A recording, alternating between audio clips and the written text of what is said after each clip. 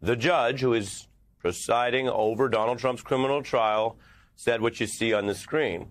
Words maybe Donald Trump never wanted to hear, let alone hear while he was stuck, sitting silently, obeying the rules in court as a defendant. Quote, "This trial is starting." We could tell you they have the full jury. They have all the alternates. They are fully impaneled. They are raring to go. And it's gone down faster than expected. 4 full court days was all it took to get the full jury going. And that means these opening statements begin Monday. Donald Trump's efforts to delay, in this case, have failed. And I've told you in other cases, those efforts have worked. So you never really know with all the lawyers and all the money and all the tricks of the trade and his large following what's going to happen. Well, tonight we can tell you something we couldn't tell you at the start of the week. All delay requests rejected. All delay tactics failed. Prosecution and defense will now clash. They will lay out their vision in front of this jury and, to the extent the nation and the world watching, starting Monday, about whether Donald Trump is innocent, as he is legally presumed, whether all of this has sort of just been cooked up against him in ways that ultimately cannot be proven beyond a reasonable doubt to that jury. That's what the defense will say, something to that effect. Or whether he is guilty for this scheme. Late today, we also saw a pretty dramatic demonstration of how this is going to work, because so far it's all been questioning the juror candidates, and the defendant sits there. But when we get into witnesses and other things, there's a lot more action that's going to happen. And Donald Trump's going to hear things he's not going to like. He's going to be accused of being a felon, among other things. Also, aspects of his personal life will definitely be discussed for days on end. And he will have to deal with it silently, quietly, and compliantly like any other defendant. I say that by way of introduction to this moment today because the proceedings were winding down, and best we can tell from reporters in the room, the defendant, Trump, may have genuinely thought things were done, and he tried to rise before court was officially adjourned. And if you've ever watched a courtroom drama, you know they take all the rules, small and large, pretty seriously. There's a sort of decorum and rule book. There's a bailiff who's armed to make sure nobody goes awry. And the judge, as the New York Times reported, told this defendant, Trump, "Sir, can you please have a seat?" Because he had risen before court adjourned. After the judge leaves the chambers, of course, because the judge is in charge. The judge is the senior official in the room, not anyone else, not certainly the criminal defendant. Doesn't matter if he used to have a government job, in this case, even the #1 job in the federal government. Only after the judge leaves the chambers did defendant Trump and others get up and leave, because that's the only time they're allowed to. Now, as for this full jury panel, I can tell you we got 12 New Yorkers who will be deciding the fate of this defendant. They are currently anonymous. 5 women and 7 men, 6 alternates, which are a group of 5 women and 1 man. Now, Trump has a pretty packed schedule next week, owing to the many different things he's done and has been caught doing over the past years. Consider that Monday will be opening statements in this trial about hush money and possible campaign crimes. There'll also be a hearing about his bond in the case where he was basically found liable for massive civil fraud in New York. Tuesday, there's a separate hearing about the gag order. Remember, and I mentioned a moment ago about delay tactics? Donald Trump may have hoped to tie this judge up for days debating gag order issues this week. That didn't happen. The judge set this plan in motion to basically say, you may have violated it more than once. We'll deal with that next week. But first, we're going to pick this jury. So that, you see, is another busy day. Tuesday for him. Then Thursday, the Supreme Court will be holding oral arguments on the most important, probably most grave case against Trump, the Jack Smith January 6th insurrection coup-related case, and whether Donald Trump has any sort of immunity for anything he might have done while he was president. The Supreme Court hearing that Thursday. So Monday is a new phase in the New York trial. Prosecutors will be able to begin laying out their case to the jury. And day one of a trial is not unlike day one of a job or day one of any other interaction where you meet a bunch of new people. Both sides, the prosecution and the defense, will be, in effect, meeting these jurors who have the final say. So it's way more important than day 10 or 20, even though later in the trial you have important witness evidence, and at the end you have closing arguments, which is your chance to tell the folks something right before they go in to deliberate. But opening statements, these first few days are going to be big. And prosecutors have a case that they think will captivate this jury. We learned a bit about this jury during the questioning. We learned a lot of these people say they don't follow the news that regularly. Some said they weren't even familiar with which cases Donald Trump was facing. So they're going to say to these folks, the man in this room paid these hush money payments. They can prove that. And he paid them to Stormy Daniels, who you may or may not remember, back in 2016. And they're going to charge that after doing that, he falsified business records intentionally and knowingly. Not that somehow something got written down wrong, but this man, this defendant that the jury's looking at, he did it. And he did it for a reason.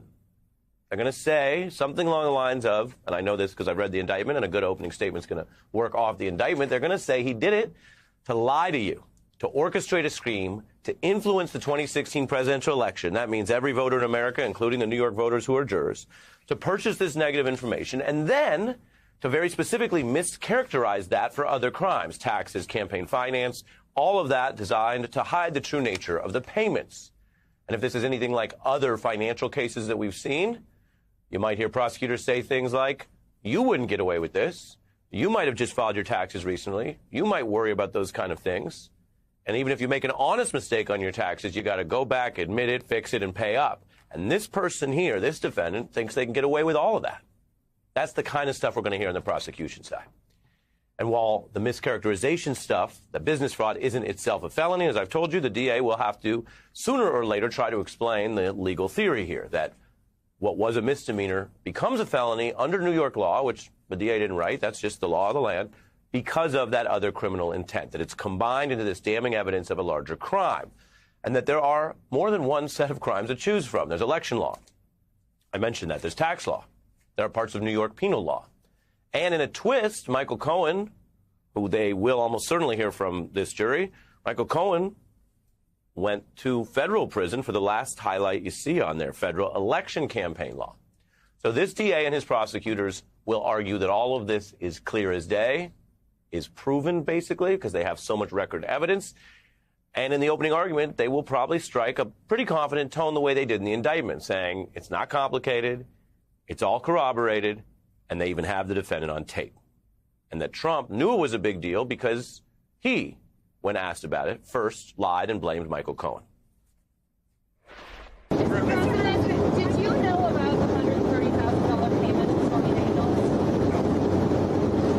Then why did Michael Cohen make it if there was no truth or allegation? Well, you have to ask Michael Cohen. Michael's my attorney, and you'll have to ask Michael.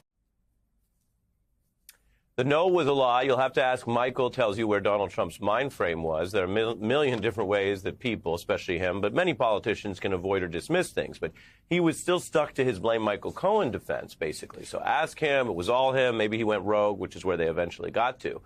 But quickly, other lawyers had to come in and start changing the story.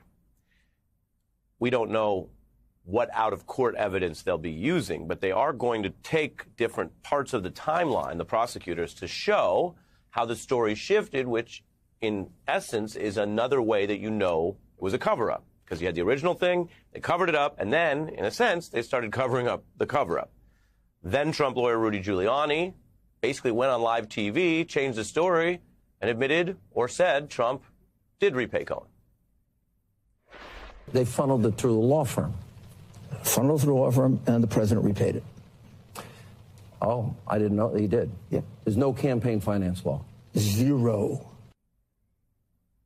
Zero campaign finance law, says the now indicted Rudy Giuliani. He, like Michael Cohen, was indicted for crimes allegedly done on behalf of Donald Trump.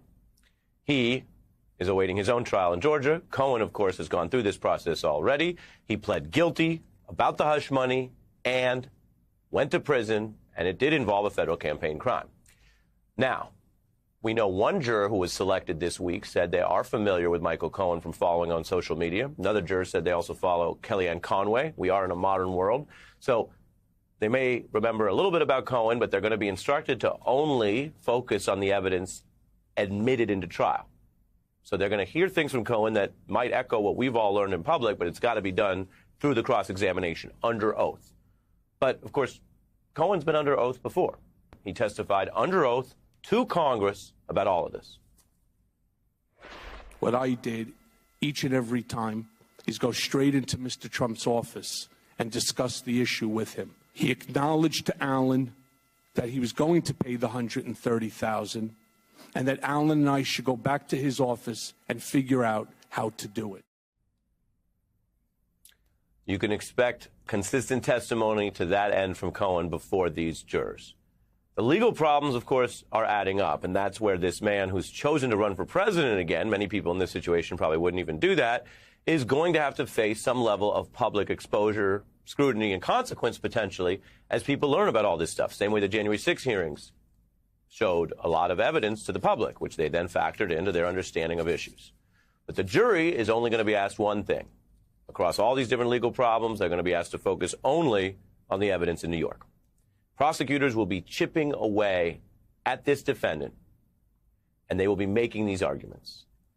And you may notice that in this lead tonight, we focused a lot on the prosecution's case. We know more about it as a factual matter because we have the indictment. There's no requirement that the defense publish some big written thing in advance. The burden's on the prosecution, so we know more about it. But if you're thinking, well, hey, Ari, I've heard you say we got to have both sides to understand this case, we're going to be covering both sides throughout the trial and tonight. So later on tonight, we actually have a breakdown on the defense side. What you just heard was some of the damning evidence on the prosecution side, arguing that Donald Trump is a felon and that he committed a jailable felony.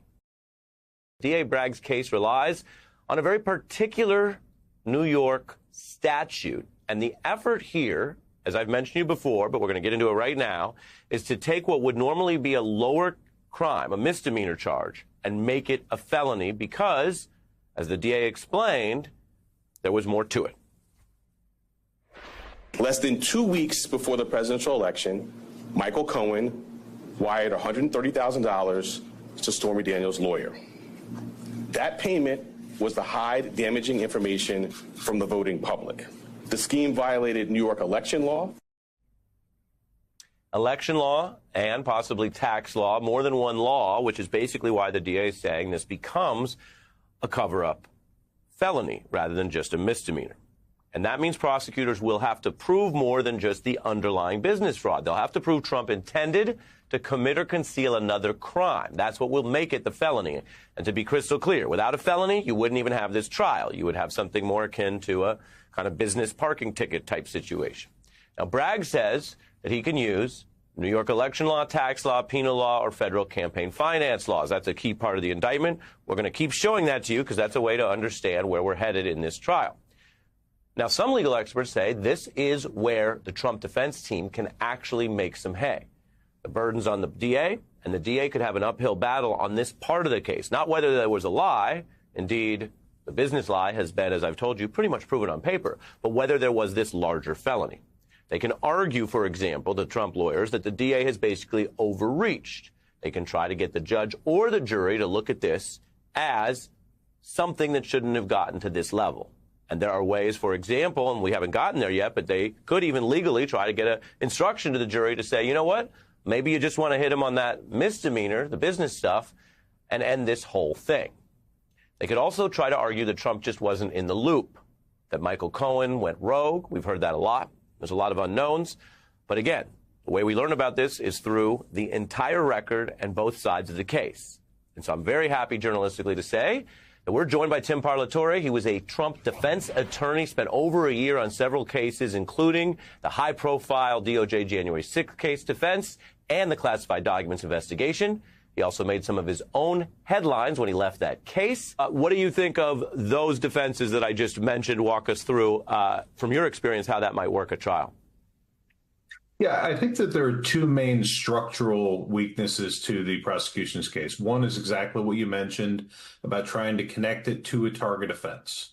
And then the other weakness is to show his knowledge of the actual entry. And you got to remember, a lot of this stuff where we're talking about the payment to Stormy Daniels and all the National Enquirer, that's atmospherics. But really what he's being charged with is the payments to Michael Cohen and how those were entered into the books. And so even though he's, signing these checks, the question is, how much does he know about, how the accountant is annotating them as, as a legal fee, as opposed to, payment of, hush money or blackmail money or whatever you want to call it. And so you have to first get to his knowledge of, as a CEO of a major corporation that's, making payments like this all the time. Is that something he even knows what he's doing? And then when you then try to connect it to that target offense, one of the interesting things here is Bragg has not, he's kind of said, well, it could be any number of these things, but he hasn't said which law. Which one let it me is. let me slow you down. We'll get to that. One. Yeah. Right. We'll get to that. You made 2 points. Let's deal with your first point, that one defense is just the lawyers on behalf of the defendant saying, hey, how are you really going to prove that he was in on this notation? I have a little bit of sound briefly recently, defendant Trump making that point. Take a look. I was paying a lawyer and marked it down as a legal expense. Some accountant, I didn't know, marked it down as a legal expense. That's exactly what it was. And you get indicted over that?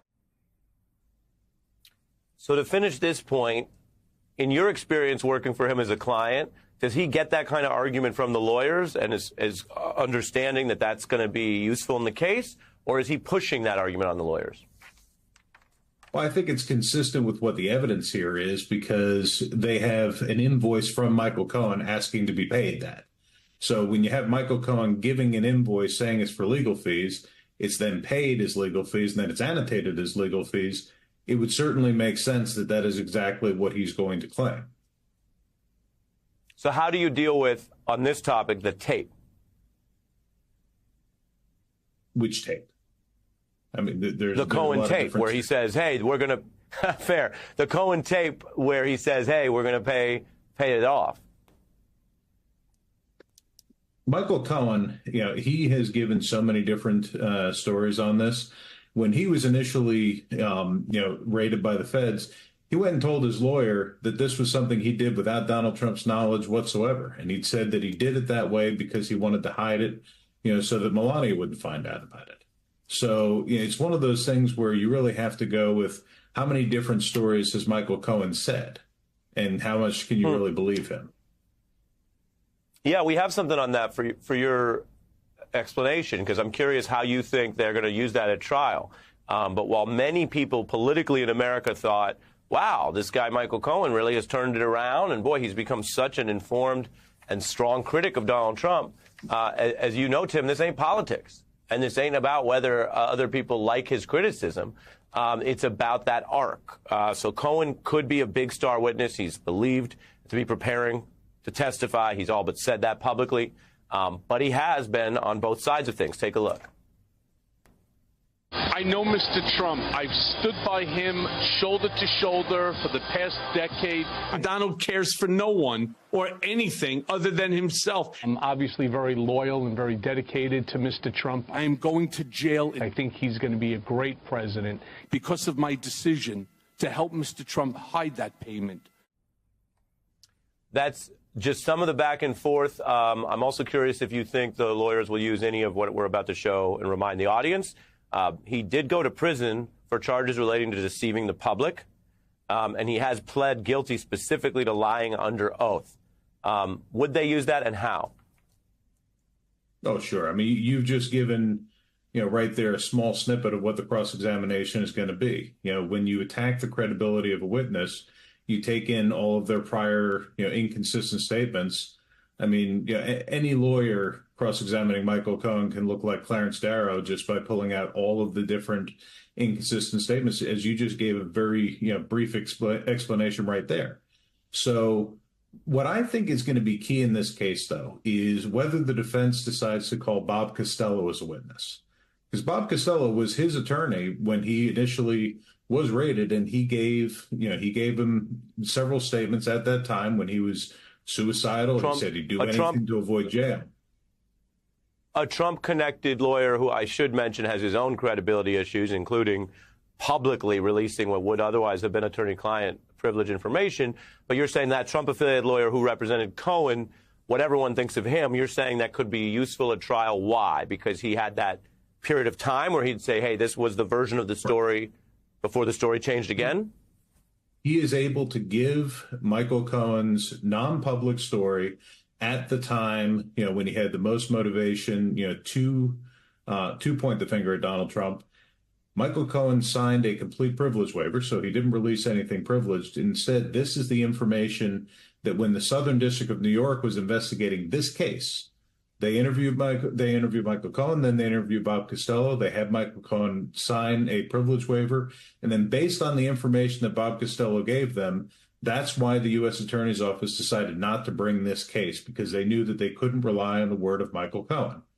So even though the judge ruled that the U.S. Attorney's Office determination is inadmissible, the information is. Hey everyone, MSNBC has a new and improved app. You'll get real-time alerts and analysis, live blogs, in-depth essays, video highlights, and the best 2024 election coverage. Download the new MSNBC app. Here's how to do it. You tap on the App Store on your phone. You hit search on the bottom right corner. You type in MSNBC. You click on the MSNBC app. You click on Get or the cloud icon and enjoy it.